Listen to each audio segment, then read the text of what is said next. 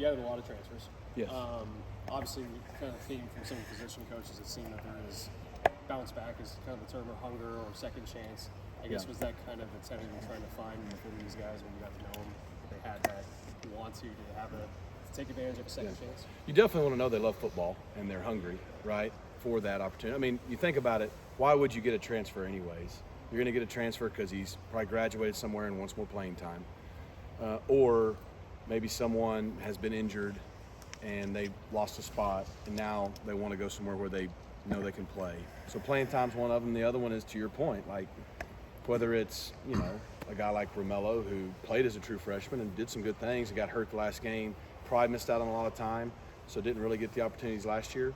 So it is a second chance for him. And there was a lot of other guys. And so there is something to perspective. And when someone has an opportunity and maybe it doesn't go the way they want, or they feel like they didn't do it the way they needed to and they get another chance, hopefully if you got the right kind of makeup, you'll take advantage of that because, it's so hard because a lot of these guys, as you saw, almost every one of those transfers was 4 stars or this or that. They were really highly recruited out of high school, and maybe for whatever the variety of reasons is, it didn't go the way they wanted. So there's a humility to that, and now saying, okay, I get an opportunity to go somewhere and I get, a second chance, and so sometimes that can work to your advantage. You talked about the number of guys that are already on campus. How big is that to get them in here, to get them for spring when they're, and some of them are familiar, but for most of them learning a new system? It's really big in the transfer world. I mean, it's big in high school. Anytime a quarterback comes mid-year, or think of a guy like Alex Kilgore, we lost some depth at linebackers. So I don't know if he can play as a true freshman or not, but being here in the spring certainly helps that.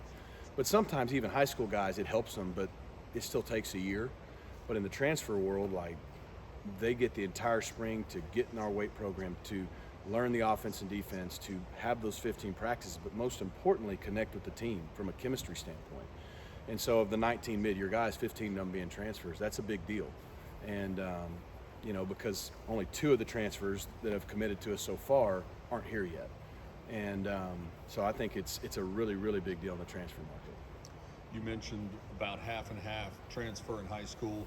Did you and your staff go into building this class with a specific number in mind of how many veteran experienced guys, and if so, how did you arrive at the number that you came up with? We did not have like a total end number. Obviously the way the rules have changed, there's not a hard cap anymore. That's why I say we may not be done with a couple potential, May, June type transfer additions. We'll see how it goes. There's flexibility there. We still want to create as a philosophy a base through the high school ranks, specifically out of Texas. You saw 16, majority are from Texas. I don't know if that number could change every year, but you still have to, build your roster through the high school foundation. When it came to the transfer piece, we looked at our roster, and that's what I mean by now with the transfer and all the roster turnover every year more than it used to be. You kind of got to look at it year to year. You can project out, and anytime you can get a PJ Williams who has 4 years, that helps you now and for the next 3 or 4 years, right? But sometimes you got to go get a Jordan Miller that just helps you now. So you have to balance that. The more years, always the better. But what we kind of looked at is, what do we need in 2023 to be a better football team? On defense, where are the areas we need to address? On offense, where maybe the holes we need to fill with guys we lost, or areas we think we need to be better than we were a year ago. And so we just looked at, here's what we need to address. Let's go try to find that and find the right fit. And if it's one guy, great. If at a position, if it's 4 guys, great. Once we have enough, we'll stop. But we weren't trying to reach and just take people to take people.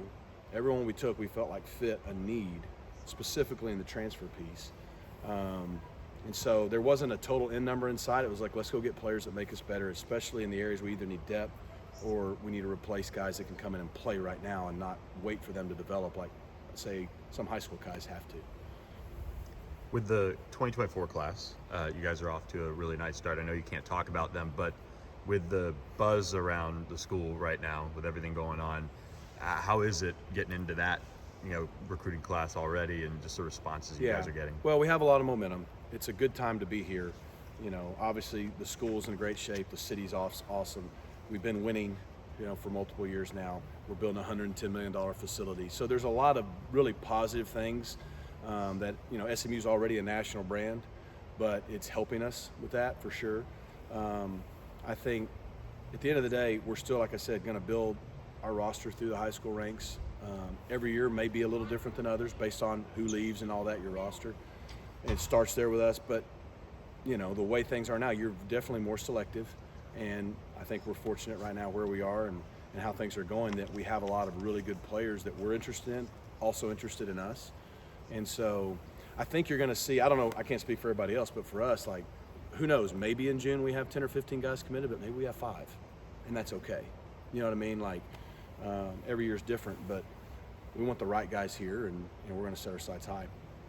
I know coaches maybe don't talk about stars or rankings, but you mentioned in there, hey, we did have the number 1 group of 5 class. What does that mean to have a ranking like that, and just how does that help moving forward? It creates momentum, with your fan base. It creates momentum in recruiting, because I think you heard Coach Brewer in there say good players want to play with good players. That's really where it stops. All it does is really just mean we better go out and produce. If we supposedly got all these good players, then we need to have a good football team. There's a lot more to it than that. You got to become a team. You got to stay healthy and all those things. We don't pay attention to the rankings in terms of making a decision, do we take a guy or not based on his ranking. Like I told the staff the other day, we want to go out and get guys that we feel are 4 and 5 stars. If they're a 4 and 5 star already, great. If they're a 1 star, it doesn't matter as long as that's what we think they are.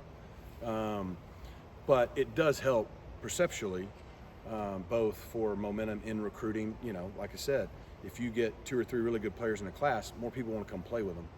And so it helps from those standpoints, for sure. When you have a day like today and you and your coaching staff talking about all these new players and everything they do well, what kind of feedback have you gotten from your returning players who see the new cavalry of talent coming to town?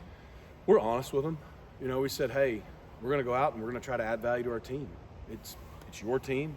Every year we're going to bring in new players from high school, it doesn't matter. It happens everywhere around the country, right? And competition's a big part of what we want to be built on here. So we can't be scared of competition. It makes everybody better. But we're honest with them. We're going to bring in as good a players as we can to add value to this team. And it's not because we don't love you or we love everybody. The way they come in, everybody makes everybody better. And so if it works the right way and you bring in the right guys, they make your team better, but it also elevates the level of the guys on your team. And now you got some really good competition. And hopefully, if it elevates the level of the play of the guys on your team and you brought in the right guys, you can play more guys. You know what I mean? Because I know on defensive coaches want to play more than 11 guys. They want to run D-lines off and on. They want to stay fresh throughout the game, especially the way it's played now on offense. And I know for us, we throw it deep a lot. It's good to put a fresh receiver in there or a fresh back in there. And even last year, having more than 5 O-linemen helped us. So it can go really, really well if everybody embraces it. But that's what I kind of said in there at the end. You still build programs, but more than ever, you're building a new team every year. And that's going to be the biggest part of are we successful or not, is do we take our current guys, who I feel like we have a good culture on our team from last year, and then we got all these new guys coming in from high school, college, and all over the place, and how quickly can we become a team and mesh well together will determine how good we are. We got to meet Maurice Crum up there for a bit. When you guys went through the hiring process for that spot, what stuck out about him and what does he bring to the table from your end? Well, you could just hear him speaking there. He's just a very low-key, confident guy. I think he's all business. I think he relates well to the players. Got a great resume from playing at Notre Dame to where all he's been coaching, most recently at Ole Miss, Western Kentucky. He's been a coordinator. And I know when Coach Simons was looking to fill that spot, he had a lot of options and a lot of flexibility with what he wanted to do. I think we were just looking for the right fit for our defense. And, they've had a connection in the past. I know he's close with Coach Hunley, Coach Tibbs, so he knew some guys on our staff, and that matters. And so when we had the opportunity to maybe add him to our staff, it just made sense.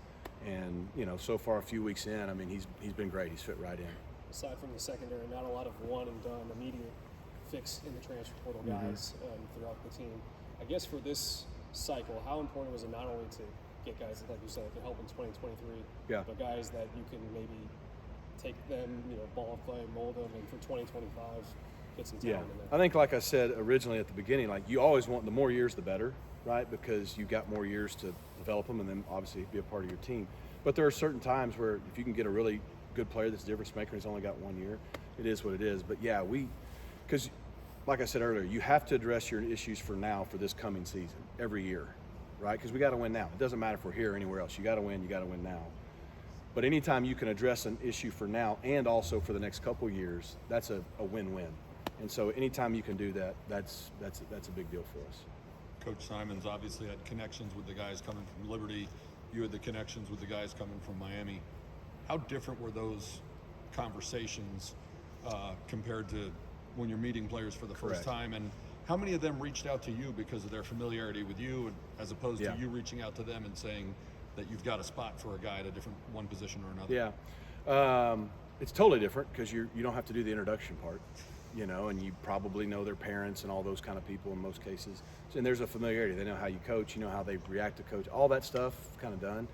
I think it says a lot about our coaching staff, the coaches on our roster from Miami or Missouri or Liberty, places that they had been, for when players decide to go in the portal, they want to go play for you again.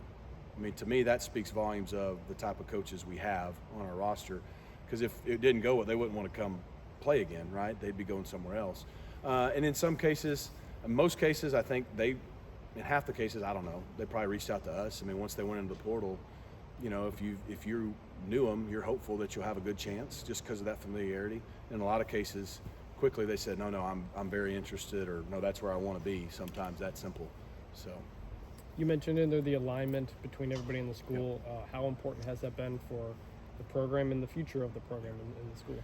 I think it's big. I think it's a really big reason why I think our athletic program, especially our football program right now, is in a really good position to maybe seize the moment we're in, because I know Dr. Turner is just doing everything he can to give all our athletic programs, specifically football, all the resources we need to be successful. I mean, you just look no further than the facility he's allowing us to build with all our donors. And then what David Miller and Rick Hart are doing too. I mean, it's big because it's not that way everywhere. And it hadn't always been that way probably here in the past, but it is now. And that's the first step to having a really good, stable, consistent program. One of the things Sonny Dykes said at his first one here was that what was in place here was better than when he was at Cal, Power 5 place. How has what is here compared to where you've been in the past? Yeah, it's been good. I think I've said this before when I got the job. I think at some point, I'm kind of a benefit of a little bit of a pickle jar effect.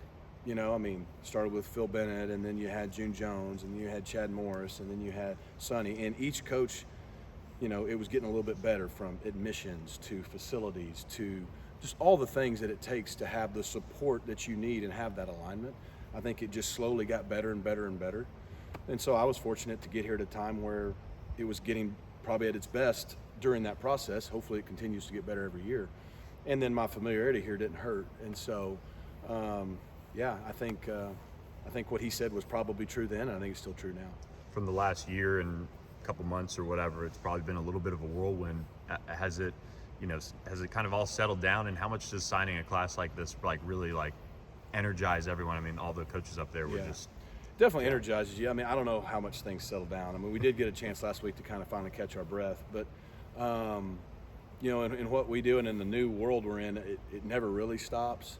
And the way I look at it is, when you bring in good players, it just raises the expectations. So just makes our job honestly harder. We have to go do it, but that's what you want. And as a staff, we're kind of in the weird moment of trying to catch our breath and refresh a little from that August 1 to February 1, kind of the hardest part of our years, right?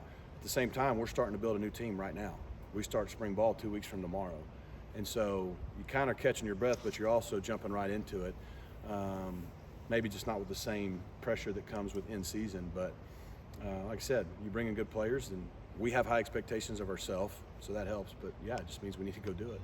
Had some guys who had other visits scheduled and didn't go on them and committed right away. Mm-hmm. Some guys who said they felt like they still needed to go on that visit but were pretty sure.